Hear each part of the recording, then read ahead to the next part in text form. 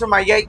అలాగే ఇరాన్ కూడా America bases ని టార్గెట్ చేసుకుని ఈ గల్ఫ్ కంట్రీస్ పైన అటాక్ చేస్తున్నాయి. కానీ అవి కూడా చాలా ఎఫెక్ట్ గా అయితే గురవుతున్నాయి. సో చూద్దాం, మరి ఈరోజు సాయంత్రానికి ఒక న్యూస్ అయితే బయటకు వస్తుంది. ఇప్పటికి అక్కడ యుద్ధం జరుగుతుంది, ఒకరిపైన ఒకరు బాంబులతో విరుచుకుపడుతున్నారు. సాయంత్రానికి ఒక అప్డేట్ వచ్చే అవకాశం అయితే ఉంది. మిడిల్ ఈస్ట్ కంట్రీస్ లో గల్ఫ్ కంట్రీస్ అన్ని కూడా తగలబడుతూ ఉన్నాయి. దీనికి కారణం ఏంటంటే ఇరాన్ అమెరికా చేసుకుంటున్న యుద్ధం.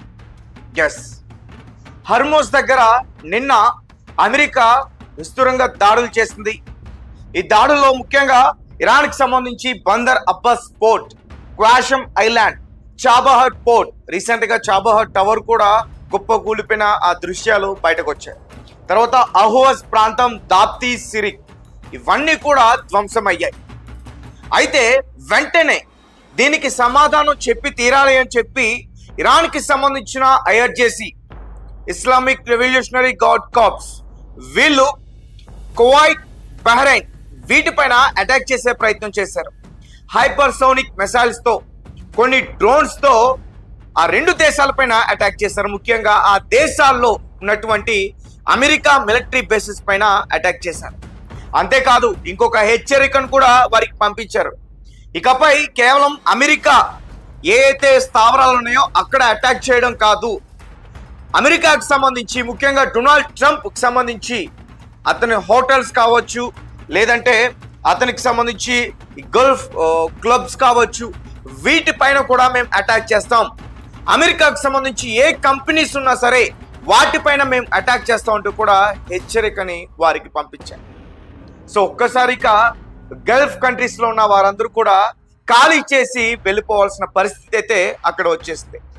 మరి కొంతమంది కామెంట్స్ పెడతా ఉన్నారు, ఇక్కడ ఏం లేదు, అంతా బాగానే ఉంది, మాకు ఇబ్బంది ఏం లేదు, కావాలని వీళ్ళు న్యూస్ని ఇట్లా స్ప్రెడ్ చేస్తున్నారు అంటూ కూడా చాలా మంది కామెంట్స్ చేసే ప్రయత్నం చేస్తున్నారు.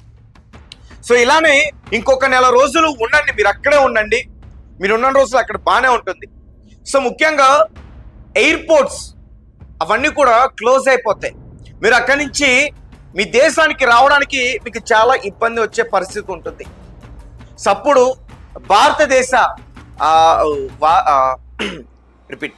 భారతదేశానికి సంబంధించి మోదీ గారిని బ్రతిమలాడుకోవడం, భారతదేశానికి సంబంధించి ఎంబసీ ఆఫీసర్స్ని బ్రతిమలాడుకోవడం, ఇవన్నీ కూడా చేయాల్సిన పరిస్థితి అయితే ఖచ్చితంగా అక్కడ వస్తుంది. మీకు అర్థం కావట్లేదు, ఇక్కడేం లేదు, అక్కడెక్కడో చివరి అటాక్ చేసుకుంటున్నారు కదా అని చెప్పేసి మీరు అనుకుంటారు. కానీ దాని ప్రభావం చాలా గట్టిగానే ఉంటుంది. ముఖ్యంగా ఈ గల్ఫ్ కంట్రీస్లో పవర్ ప్లాంట్స్ కావచ్చు, డిసాలినేషన్ ప్లాంట్స్ కావచ్చు, ఈ రెండు కనుక ధ్వంసం అయితే కనుక చాలా చాలా దారుణమైన పరిస్థితి వచ్చే అవకాశం ఉంటుంది.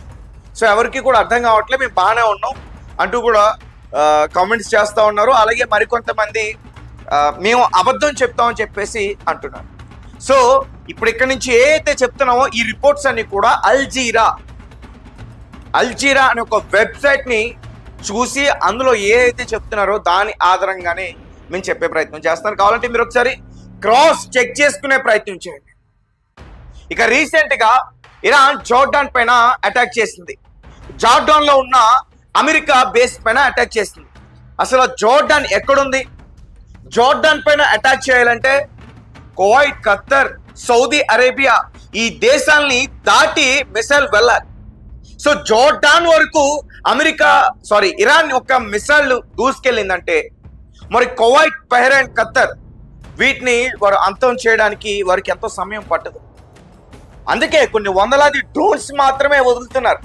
వారి దగ్గర ఉన్న మిసైల్స్ని ఎక్కువగా వారు వదలట్లా, కేవలం డ్రోన్స్ మాత్రమే ప్రయోగించి భయపెట్టే ప్రయత్నం చేస్తున్నారు. కానీ ఈసారి ఒక హెచ్చరికని వారికి పంపించారు, ఇక మేము సహించేదే లేదు, అమెరికాకి మీరు అండగా నిలుస్తున్నారు కాబట్టి మీ పైన కూడా మేము దాడి చేస్తామంటూ వారికి హెచ్చరికనైతే పంపించడం అయితే జరిగింది.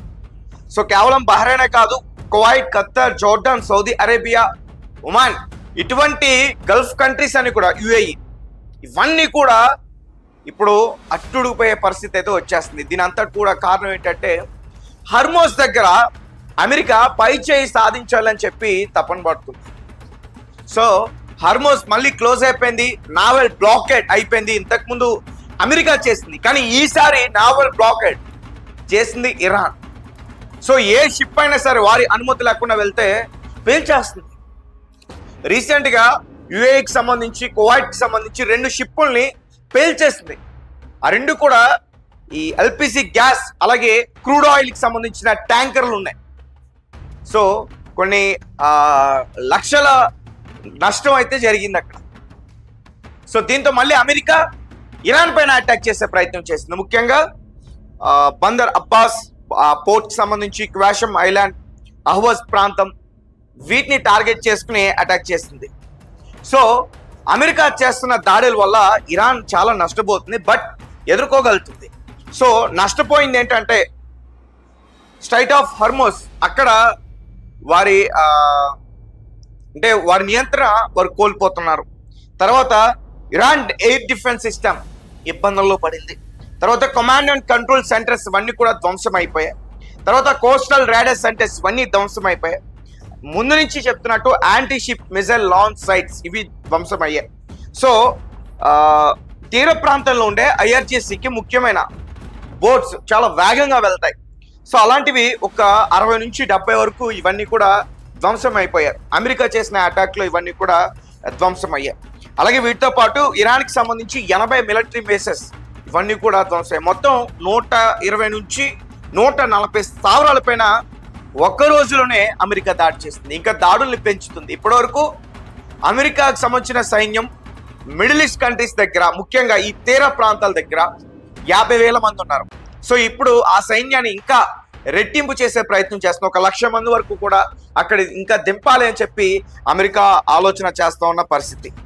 సో ఇప్పటి వరకు ఇరాన్ పైన B2 స్పిరిట్ బాంబులతో, స్టెల్త్ బాంబులతో, తర్వాత F-35 fighter jet, F-1A, F-18, so వీటి ద్వారా టామాహోక్ క్రూయిజ్ మిసైల్స్ వీటితోటి అటాక్ చేసే ప్రయత్నం అయితే జరుగుతుంది. సో దీంతో యుద్ధం అయితే మళ్ళీ చాలా భీకరంగా జరుగుతుంది. ఎప్పుడు ఏం జరుగుతుంది అనేది కూడా తెలీదు. నిన్న అర్ధరాత్రి వేళలో ఇరాన్ అటాక్ చేసింది కువైట్ పైన, బహ్రెయిన్ పైన. అమెరికా మాత్రం చాలా హ్యాపీగా ఉంది. అమెరికా అయితే మాత్రం ప్రశాంతంగా ఉంది. కానీ బహ్రెయిన్, కువైట్ ఈ 2 దేశాలు మాత్రం తగలబడుతున్న పరిస్థితి. సో ఈ భీకర దాడుల వల్ల ఇంకా గల్ఫ్ కంట్రీస్ చాలా నష్టాన్ని చూసే పరిస్థితి అయితే ఉంది. కేవలం అమెరికాకి సంబంధించిన ఎయిర్ డిఫెన్స్ సిస్టమ్సే కాదు, ఆ ఎయిర్ బేసిసే కాదు, అమెరికాకి సంబంధించిన ఇండస్ట్రీస్, కంపెనీస్, ట్రంప్కి సంబంధించి ముఖ్యంగా దుబాయ్లో హోటల్స్ ఉన్నాయి, కువైట్లో హోటల్స్ ఉన్నాయి, అతని వ్యాపారాలు. సో అటువంటిని కూడా మేము టార్గెట్ చేసుకుని ఉన్నాం. నెక్స్ట్ మేము దాడి చేయబోతే అక్కడే. సో అంటే క్లియర్గా చెప్పేస్తారు, అమెరికాకు సంబంధించి ఏ ఇండస్ట్రీస్, ఏ సాఫ్ట్వేర్ కంపెనీస్, ఏ ఐటీ కంపెనీస్ ఉన్నా కానీ మేము అక్కడ అటాక్ చేస్తాం. మా దాడి మీ మీద కాదు, కేవలం అమెరికా పైనే మా దాడి అంటూ కూడా ఐఆర్జేసీ ఒక హెచ్చరికని విడుదల చేసి దాడులు చేస్తామని చెప్పి వారికైతే చెప్పడం జరిగింది. సో రీసెంట్గా ఇరాన్ కూడా రష్యాకి సంబంధించి Tu-214PU command air craft, so ఈ ఎయిర్ క్రాఫ్ట్ అయితే తెచ్చుకుంది. దీనికి కారణం ఏంటంటే ఇరాన్ ఆ కోస్టల్ ఏరియాలో రాడర్ వ్యవస్థలన్నీ కూడా ధ్వంసం